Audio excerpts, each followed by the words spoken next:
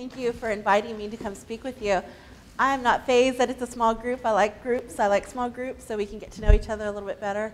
I don't want this to be a one-way conversation. I really want us to be able to talk and engage with one another and make the most of our time together. So with that said, today, excuse me, our overview, we're going to look at the brief overview of our leadership programs and opportunities at UTPA.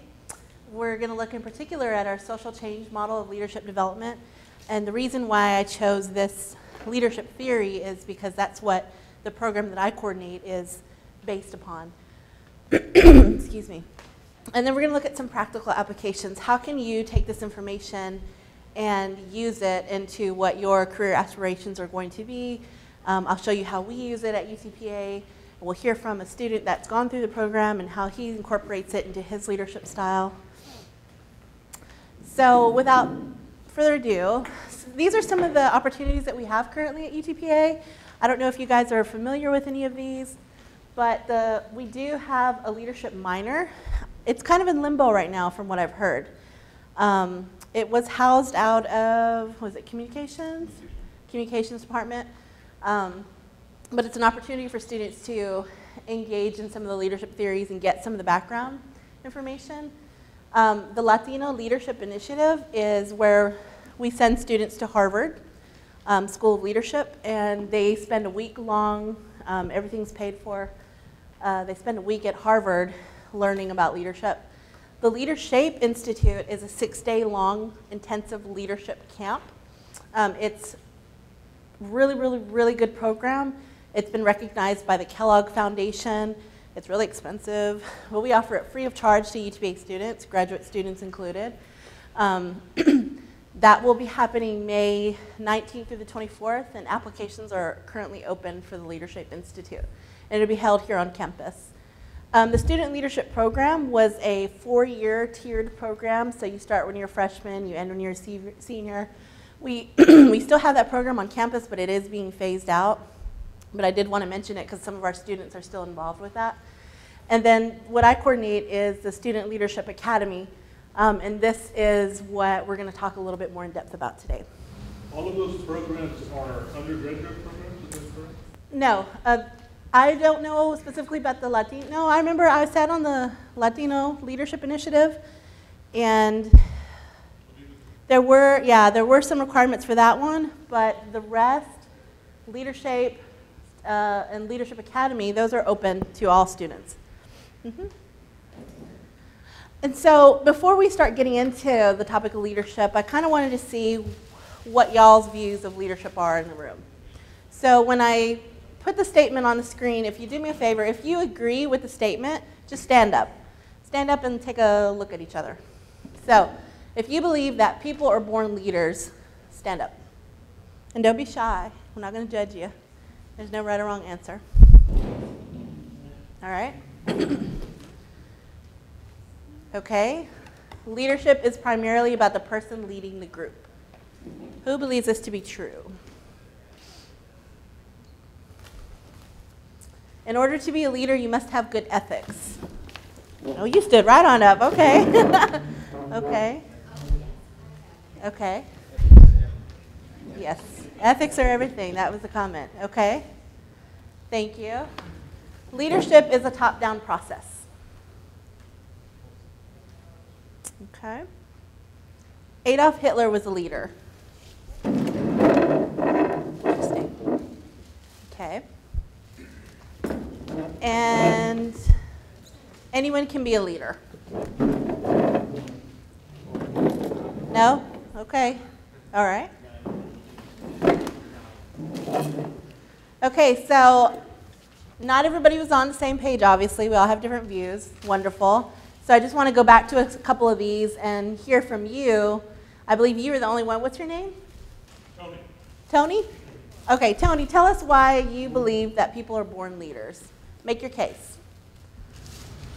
I think some people are born with personality, with characteristics of being a leader. I think definitely your childhood development, your adolescence, your experiences and adulthood impact that. But I definitely think some people are born with a personality type and characteristics that help them become leaders. Okay, so it's more about personality type, characteristics. Who here did not stand and wants to make the case against that? That no, people aren't born leaders. Okay, Bobby. I go by the Vince Lombardi code, Okay. which is leaders are not born, they're made. And I feel really strongly about that. Just because I think that gaining of those ethics, those values through experience, that gained experience is what makes you who you are and your ability to be a leader. There's a lot of people who start out very weak and very in the shadows that emerge as these great leaders. So no, I don't think you're born. Okay. Okay, thank you. Interesting dialogue on both sides. Yeah, and I definitely agree with everything you said, but I think there's Go ahead. This is what it's all about. position for leadership, for being Yeah. becoming a good leader, I would say. Yeah. Well, I think yeah. I'm not going to argue. There is no right or wrong answer. There is no right or wrong. These are just viewpoints, which we all have different ones on. One question is actually, if the person is born, how do you know they're going to automatically be leaders? That's something to consider. So they might have the characteristics, but maybe that doesn't develop into necessarily what a leader is. That's a possibility, or they could be good managers. True. Because there is a difference between leading and managing. Because I did, in my first semester as a doctoral student, I had rehabilitation administration and grant management. Not all leaders are managers, and not all managers are leaders. Absolutely. Now that I do agree on. Okay, this one was interesting. In order to be a leader, you must have good ethics. I'll state the case. Okay, state the case. Ethics. Muy importante. The leader must have good ethics because the time to make decisions, you have to be ethically sound as well. No matter what profession no matter what profession you go into, if you get selected for a role of leadership in that profession, you have to have strong, solid ethics. That's very important. Okay. Did anybody not stand for this? I want to comment for that one. Yes. Even though I agree in the fact that the argument you're saying, the way the question is worded, it's actually disagree on your comment because in order to be a leader, you must have a good ethics. Well, not necessarily. You could be an outstanding leader but have horrible ethics. Out of it, we were like was worded as a perfect example for it. He was a phenomenal leader. He accomplished so many things, yet he had the wrong ethics. That's why he did what he did, and the circumstances of the events that situated with because of that same reason. So ethics is not a prerequisite of leadership, but yet it does accomplish for a successful with positive leaders with good ethics. See what I mean? So. Yeah. Interesting take, because if the statement had read, in order to be a good leader, exactly, you must have good ethics. Then right? Yeah, all the statements are absolutes, and really there is no absolute. Exactly. But it's just a chance to see kind of where we're at and what we view, and depending on the context, yes, it can change. Then most of us agree that Hitler was the leader, and you throw away ethics. Right, because this one, that could be debated. When I ask undergrads this question, very rarely do I have people that stand up, except for a few, and then they come up with the same argument. Well, we didn't say he was a good leader, we just said he was a leader. So, but the point of this is to, again, get you thinking about different aspects of leadership and how it relates to you in your context. So good.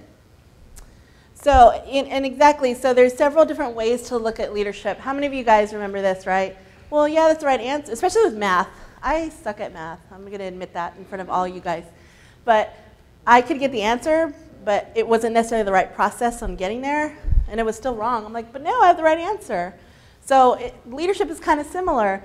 There's different ways to get there, but depending on your viewpoint and your experiences and how you apply leadership, it might be the right way and it might be the wrong, depending on some people's viewpoint. So we're going to transition and talk a little bit about the social change model. right now in higher ed, this is really, I don't want to say trendy, but it's getting more exposure. This particular model of leadership is one that a lot of our leadership programs are based upon at different colleges and universities. But the theory really can apply to anything, everyday life, your family, your classroom. And so on the screen, these are some key assumptions of the model: that it is collaborative. So it's not your top-down, I'm the leader, you're not. No, we're a team, we're all leaders. And it's really about our group experiences. So the experiences we're having right now, this is our process. And how are we working towards our shared goal? And then it's based on values. Values is big, and I agree. Ethics are huge. Integrity, character, to me, that is more of leadership than me standing in front of you in a room. I mean, and so I think that's why I really like this model. This model also believes that all students can do leadership. So this one does argue against that you have to be a born leader. No, it's saying anybody can do it at any phase of life. And that the ultimate goal is that it's about change. So if I were to say, you know, we're doing this, we're talking about leadership so that we could persuade you to get more parking spots at UTPA or whatever it is, you know, that's not really the point. The point is to create a more positive, caring world. It sounds corny, sounds fluffy, but this model really prescribes to the notion that if you lead in this manner, you will create that positive change. And so when we look at the model, if you'll notice, there's 3 big values-based areas: in individual, group, and community. Those 3 leadership domains are woven throughout the whole model. So in other words, we're going to look at leadership as an individual, we're going to look at it as a group, and then we're going to look at how that interjects with our community. And so there are these 8 C's that are the critical values of the model, and each of the 3 domains has some of the values associated with them. And so we're going to look at each of the different leadership domains a little bit closer. And so for individual values, when we talk about consciousness of self, congruence, and commitment, what does that mean? So as an individual leader, I'm saying that I need to be aware of what motivates me. So if I don't know what I stand for, how in the world am I going to stand in front of you and say, come on, let's do this leadership thing as a group? No, I need to know what I believe in, and I need to know how I view the world. And when we say being mindful of your lenses, what does that mean? What do we say when we lenses? Perceptions, how you visualize it, how you see it. Right, not your glasses. You have to be cognizant of different perspectives of others besides your own. Absolutely. But we also need to understand our own, right? Because I'm looking at you guys as what? A female, a Hispanic, you know, a mother, a student, and strong, independent woman, you know, however I view myself, which is true. I need to be aware that that's where my perspective is coming from. And so to understand your perspective, you're not a female, you know, you're not a mother, I don't think. So in order to relate to you, I need to understand who I am first.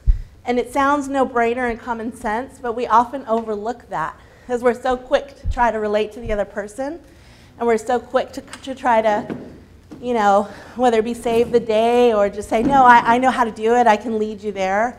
You need to reflect on your own values first, basically. Congruence. I like this one as well. And we talked to undergrads about this one a lot.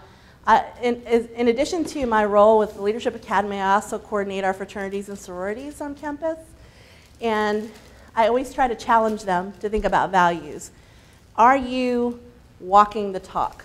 So you say your group is about leadership and service and this and that, then why are you acting like Animal House, right? Is that who we really are? No. So why are we acting that way? And that's what congruence is, obviously. So are you acting in ways that are consistent with your values?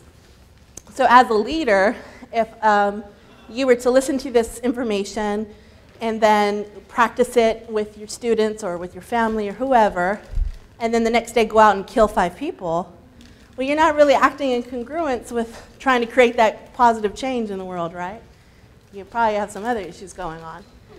So that's what we mean with congruence. And you have to have that genuineness towards others.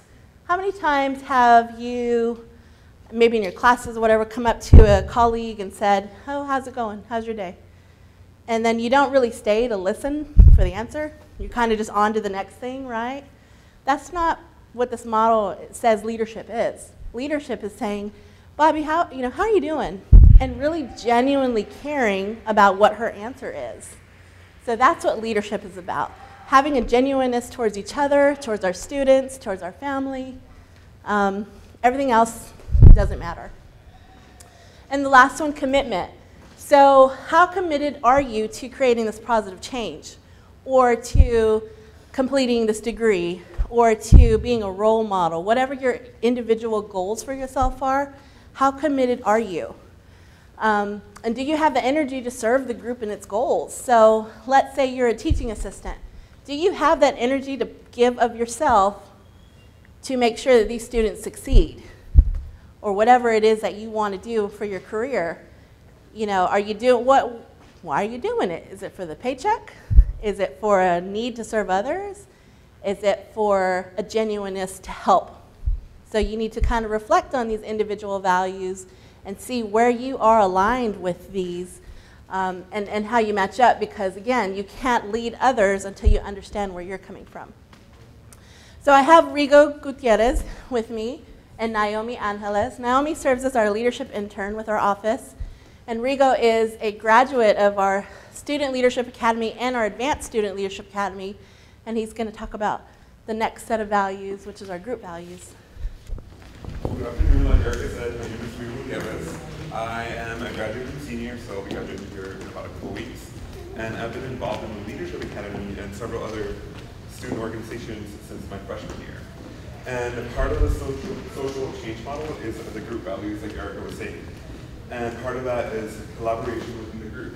And that's sharing the authority, so it's not just one person making all the decisions, but it's input from the whole group. Accountability, holding each member of the team accountable, and when you divide those responsibilities, making sure that everybody is doing their part. And then diversity is also another important thing that the social change model promotes, and it's part of the group value. Common purpose is defining the goals for the group. So everybody has to share a common vision. Maybe everybody is in the group for a slightly different reason, but the overall purpose of the group should be the same. And then aims and values of the group. And then controversy with civility in the social change model is when there might be conflict within a group. So as you guys know, since everybody is in graduate school, whenever you work with somebody, it's very likely that you guys might have differing viewpoints, different ideas, and you must always handle those with civility. So knowing how to be ethical about it and knowing how to be respectful towards each other in the group. Conflict is inevitable, so dealing with it with civility is very important. And that's something that the model definitely promotes. So. Thank you. Thank you. Yeah, absolutely. With these group values, and again, the model doesn't say group means like student organization. Group can be a family, it can be your classroom, it could be us in here. It's just, a couple of people make a group really. But the collaboration, common purpose, and controversy with civility are things that happen in groups. Kind of like the stages of a group, from storming to performing, there's different group development phases. Well, this is very similar. And it's that shared purpose, the shared mission, the goals. Are you on the same page? I like to challenge students to say, hey, where are we at? Let's get on the same page. Because then together as a team, we make it towards the finish line, right? Because it's not just me, it's you and you and you and you, and we are making it to the finish line. And my favorite is that controversy with civility. And you see this with maturity, because you guys had different viewpoints on ethics, but you very civilly said, well, you know, I disagree, or this is what I think.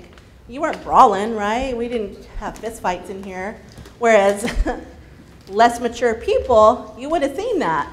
And I have seen that. It gets heated, and it's like you lose sight of that civility aspect, and that's really, really important to understand with this model. Because if not, it's just, I don't know, it's not good. So the last domain of this model is society and community values. And regarding citizenship, that doesn't mean are you a US citizen or not that type of citizenship. It means are we acting in a way that is socially responsible? You know, are we doing our best to, you know, I don't want to make it seem like you need to be, you know, a tree hugger or whatever, something, you know, term my dad would say. You know, you don't have to be like we love the world kind of type of attitude, but there are certain things that we can do in our daily life that do affect others. An example I use with this to remind us that we're all interconnected is, you know, a couple years back when there was unrest going on in the Middle East, you know, what happened over here in the US? And I'll ask undergrads this, and they're like, ooh. Okay, our gas prices went up, right? And they're like, oh, yeah. So we're connected. Just because something is going on across the world doesn't mean it doesn't affect us here today. And now with such access to social media and internet and all these different outlets, man, we're connected at the push of a button, right? So just because you live over there doesn't mean anything anymore.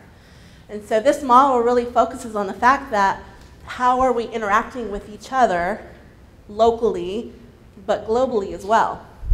Big picture, okay? Because I know we're in a bubble down here in the valley, but that doesn't mean that we can't, you know, just because we're kind of disconnected geographically, doesn't mean we can't connect with others through social media and internet and other means. And so, again, this model goes back to how are you handling that? Are you being a responsible citizen, or are you kind of just leaving it up for somebody else to do? And so the 8th C of the model is change. And the ultimate goal of leadership is to create this positive change. And I really do believe in this. And again, it sounds corny, but do you believe that one person can make the world better? I personally do. You know, and then also, do you believe that as individuals, groups, and communities, right, our 3 leadership domains, that we can come together and make change? I've seen it happen. So it can happen. You know, think about something, a time in your life where maybe you were the one that stood up and made a change, and then it caught on, and it was a ripple effect. You know, it happens, and we tend to forget about that, especially the older we get so busy with life's doings that we forget it just takes one person to make that spark, and one person to ultimately change the course of events. It sounds, like I said, it sounds like rainbows and puppies, but it's true. So again, going back to why I'm here today, we have a program on the university campus called the Student Leadership Academy. And this academy is founded on the theory that we just went over, the social change model. So we teach students, we have a set of workshops, and we'll look at what that looks like in a minute, but we have them organized in a way where we're hitting on individual leadership values, we're hitting on group values, we're hitting on community values. And so we wanted to introduce this to you to hopefully encourage you to start coming to some of these workshops. They're all free, and we'll go into all that in a little bit. And that the Academy is based on our CAS standards for leadership programs. So we really did a lot of research, and we framed it and said, okay, what are best practices for leadership programs? What does that look like? What, you know, is it a 4-year tiered program like the Student Leadership Program was, or is it open? And so we looked at those guidelines, and we really revamped this academy. What are the CAS standards? What's that? The CAS standards? CAS, it's the Council for the Advancement of Standards, and they actually put out a set of best practice guidelines for each functional unit in student affairs. So for residence life, there's CAS standards. For orientation, for fraternity sorority life, for mentoring. So for some of your more student affairs-based programs, It's kind of like accreditation would be for your academic programs, but it's for student affairs. So in there it says student leadership programs must. So anything is a must, it's, yeah, you want to include that in your program. Or it says may, and that's just a suggestion. And it has a really comprehensive kind of, not a rubric, but a checklist of saying, this should be in there, this should be there. It should be theoretically based. And when I inherited the academy, I knew that once upon a time, I'm sure it was theoretically based, but nobody could point to the exact theory that it was based upon. And from what I've learned, I believe it was based on the Leadership Challenge, book by Pausner, I believe. But again, nobody could really say, as a result of attending this academy, students will be learning X, Y, Z. So no learning outcomes were written, no framework was there. If it was, it had been lost in transition from department to department. So we looked at those CAS guidelines and we said, okay, social change model, and here's what our students will learn. And so it's really, really, we implemented this new framework in the fall, and I really like it. I don't know, Rigo and Naomi. I've seen a change in students. They are becoming a little bit more socially conscious. They are looking at leadership instead of hierarchical. I'm the top. I'm the president of a student org, so I'm a leader. No. Your followers are just as much of a leader as you are, and it's starting to click with them. And so now I'm starting to see some more of that shared governance and shared missions and goals and things. And so, I think in your position that you're in, you have the opportunity to talk about leadership with students or colleagues or your family in a different way. Whereas maybe to challenge them to think, it isn't about the credentials, I have a question. Yeah. In your experience, you mentioned earlier about the students who realize that they're the president and everybody follows and working at this follows more important as the leader. Yes. So do you feel like your students come to the realization that in order to be a good leader, you have to be a good follower first? I don't think they had been, but they're starting to.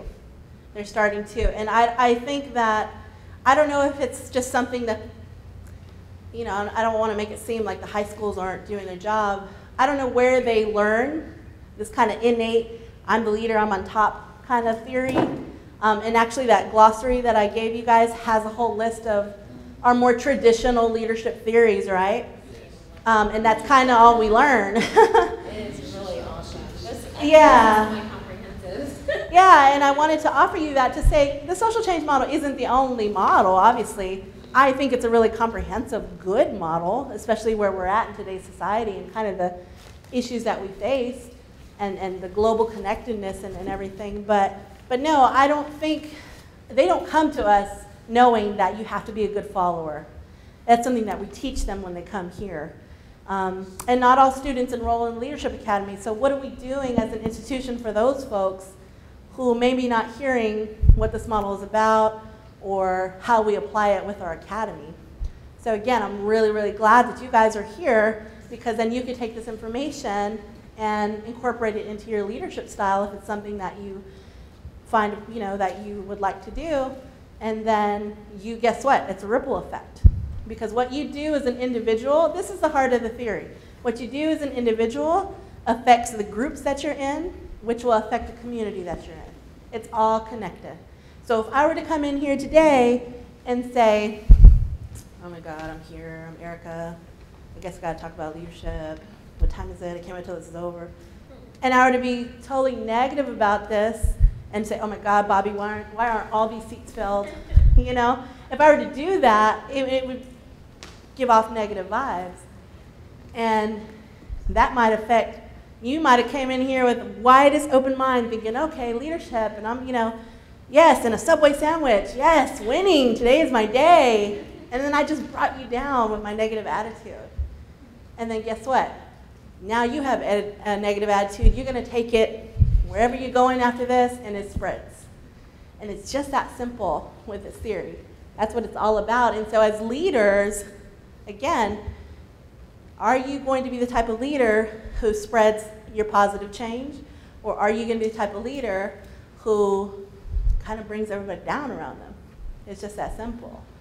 And I like to think that we're the leaders who will create that positive change. And so we're going to take a little closer look at the Academy in a minute, but if Rigo, you want to describe the basic workings of the Academy? So we're going to discuss a little bit what exactly the Leadership Academy does. It's composed of a series of workshops, much like this, but tailored specifically towards students. And we focus more on the different models of leadership, and there's different topics for each one. So we can do one on communication, we can do one on teamwork, there's some on the social change model. So it's a series of workshops that have different topics. There's also a service component to it. So maybe once or twice a semester, there's a service project. So I know in the fall, it's usually Make a Difference Day. So we go and clean up the city, or we go and help at the Boys and Girls Club. And then this semester we had United to Serve, which is put on by the Office for Student Involvement, but they also work with the Leadership Academy. So what we did is we hosted, it was like a field day for Special Olympics kids. So that was here on campus, and those are the kinds of activities that we do, and that's also incorporated into the Leadership Academy. And the students get credit for attending those kinds of events. So they get the hours, and it's part of the curriculum, and then they also do a reflection on every workshop and activity that we had. We recently had National Leadership and Service Week. I believe it was this month, April.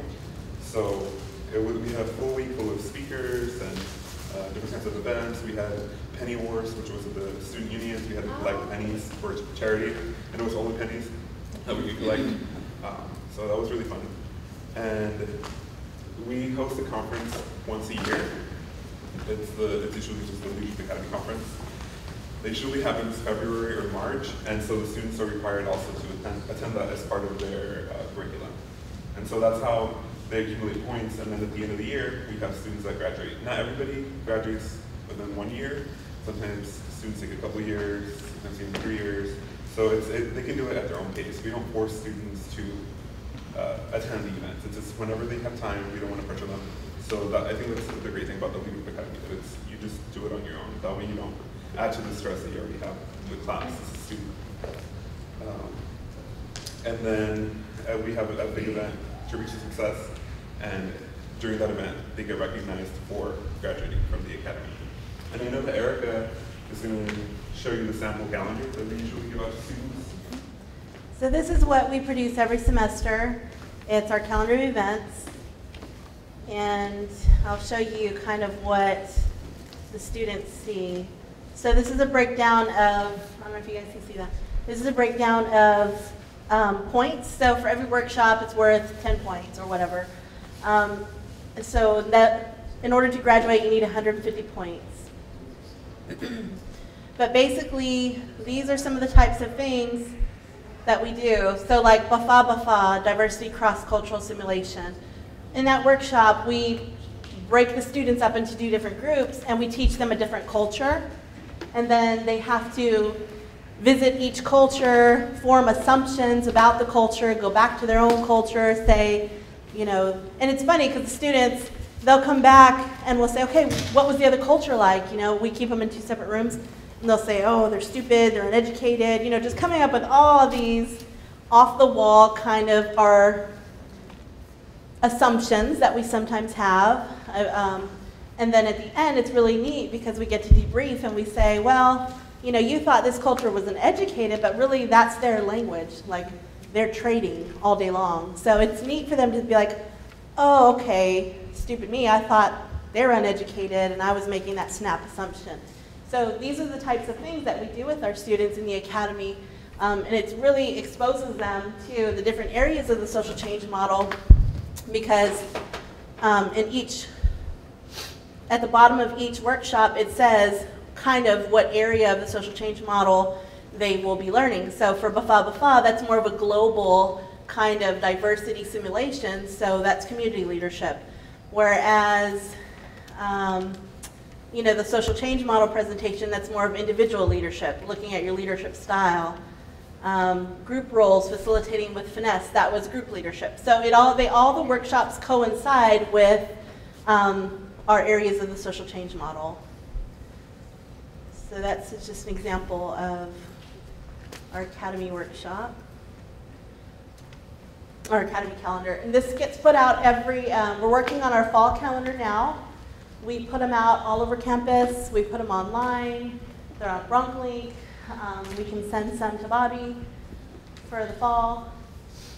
But I wanted to let Rigo give you one last perspective on how it was as a student going through, so that way you can kind of relate to his experience. Did you have a question? Yeah, are you online? Is that all that information? Yes, the calendar you can find. We're making major changes to our department website, but if you go to utpa.edu/involvement, and you can find the Student Leadership Academy there. And if you click on it, it'll take you to the live calendar. You're welcome. So Rigo, why don't you go ahead and share kind of your journey at UTPA experiencing this program? So, as I mentioned earlier, I've been involved on campus since I was a freshman. And being involved really helped me discover my true passions in life and helped me discover more about who I was. A lot of times professors don't really recognize the importance of being involved, and they don't really talk about being involved to their students. So I think as future educators that are going to be actually in the classroom, I think it's important for them to keep that into consideration, that involvement is important. My journey started in the Leadership Academy. So when you're in the Leadership Academy, you're with a group of students that are also involved in other organizations. So it provides a great networking opportunity. It kind of helps you find your place on campus. You join student organizations which with other students that share your interests. I joined the University Program Board, and so what we do is we do events on campus for the students, and we also do leadership programs. We host, we do a lot of fun stuff like comedians, magicians, movies on campus, so that just to create a stronger campus life. And I served as an officer for 3 years after that, and actually this past year, I was the chairman of the board, so I was the president of the organization. And then also in my freshman year, I went to the program that Erica was speaking about earlier. It's Leadership, and so that's a 6-week program that is very intensive, and it just helps you, it helps the students really reflect on themselves and the impact that they can have on society. And so through all these programs, I discovered that I actually wanted to become an educator myself.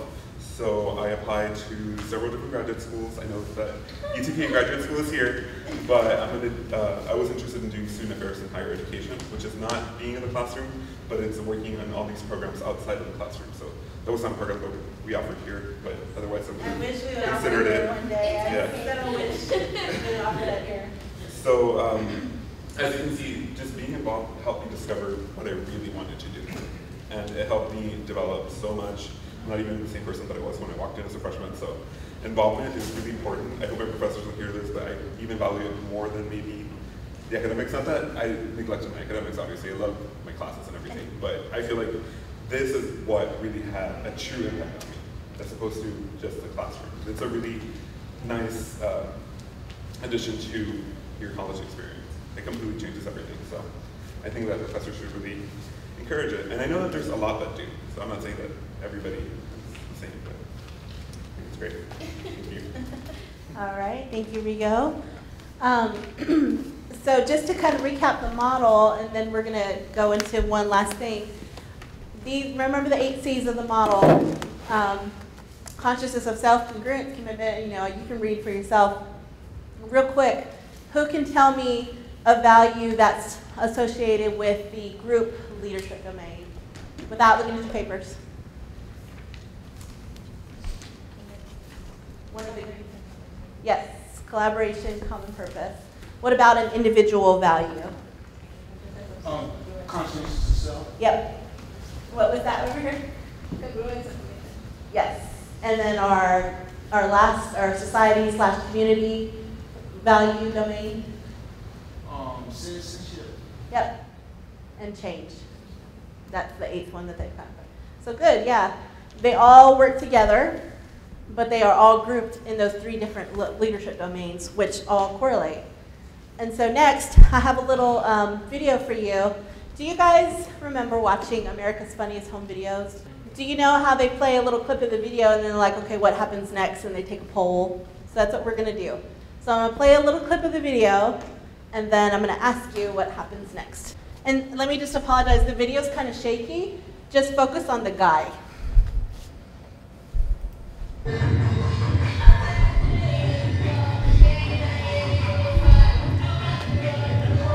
Focus on that.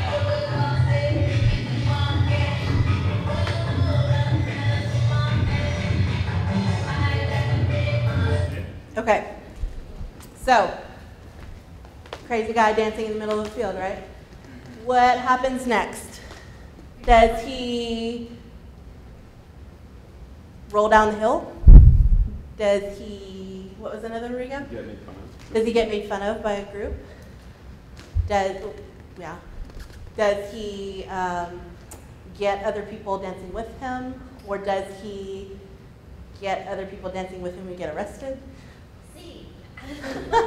And you're going to say something, what do you think happens? People join him. People join him? Yeah? Who thinks, let me take a poll. So who thinks he rolls down the hill? Okay, show of hands. Who thinks he has people laughing at him? Show of hands. Nobody? Okay. Who thinks that he, what was the third one, gets people to join in with him? Okay, a couple of you. Who thinks he gets people to join in with him, but then they get arrested? Nobody. Okay, so let's see what happens next. If you've learned a lot about leadership and making a movement, then let's watch a movement happen start to finish in under 3 minutes and dissect some lessons. First, of course, a leader needs the guts to stand alone and look ridiculous. But what he's doing is so simple, it's almost instructional. This is key. You must be easy to follow. Now here comes the first follower with a crucial role. He publicly shows everyone else how to follow. Notice how the leader embraces him as an equal. So it's not about the leader anymore, it's about them, plural. Notice how he's calling to his friends to join in. See, it takes guts to be a first follower. You stand out and you brave ridicule yourself. Being a first follower is an underappreciated form of leadership. The first follower transforms a lone nut into a leader. If the leader is the flint, the first follower is the spark that really makes the fire. Now here's the second follower. This is a turning point. It's proof the first has done well. Now it's not a lone nut, and it's not two nuts. 3 is a crowd, and a crowd is news. A movement must be public. Make sure outsiders see more than just the leader. Everyone needs to see the followers, because new followers emulate followers, not the leader. Now here come 2 more people, then 3 more immediately. Now we've got momentum. This is the tipping point, and now we have a movement. As more people jump in, it's no longer risky. If they were on the fence before, there's no reason not to join in now. They won't stand out, they won't be ridiculed, and they will be part of the in crowd if they hurry. And over the next minute you'll see the rest who prefer to stay part of the crowd, because eventually they'd be ridiculed for not joining. And ladies and gentlemen, that is how a movement is made. So let's recap what we've learned. If you are a version of the shirtless dancing guy, all alone, remember the importance of nurturing your first few followers as equals, making everything clearly about the movement, not you. Be public, be easy to follow. But the biggest lesson here, did you catch it? Leadership is overglorified. Yes, it started with the shirtless guy, and he'll get all the credit, but you saw what really happened. It was the first follower that transformed a lone nut into a leader. There's no movement without the first follower. See, we're told that we all need to be leaders, but that would be really ineffective. The best way to make a movement, if you really care, is to courageously follow and show others how to follow. When you find a lone nut doing something great, have the guts to be the first person to stand up and join in.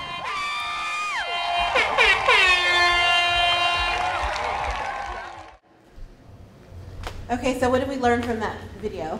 This crazy guy dancing there. So he started out as a lone nut, is what he's referred to in the video, and then he ends up creating this whole movement. But if it wasn't for who, it wouldn't have started. The first follower, right? It's not about the leader. Look what he created. You know, he's not going to be like, oh, I started this whole movement. What's that? He made it, yes. And it was that shared collaboration, exactly what we've been talking about this whole hour, that it's not about him. Look what he created. So yes, I do believe one person can make a difference, and I do believe you can have that impact on people. And so I show this video as just an example of, well, look what happened, you know? People weren't judging, they were just going with it. So I encourage you to try to create your own movement with your students, with your family, with your society, with whoever your group is.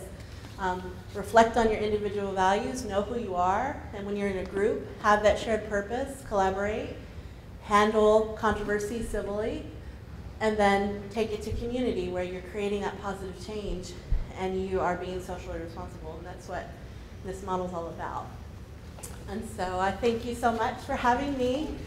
And yeah, I wish you guys good luck.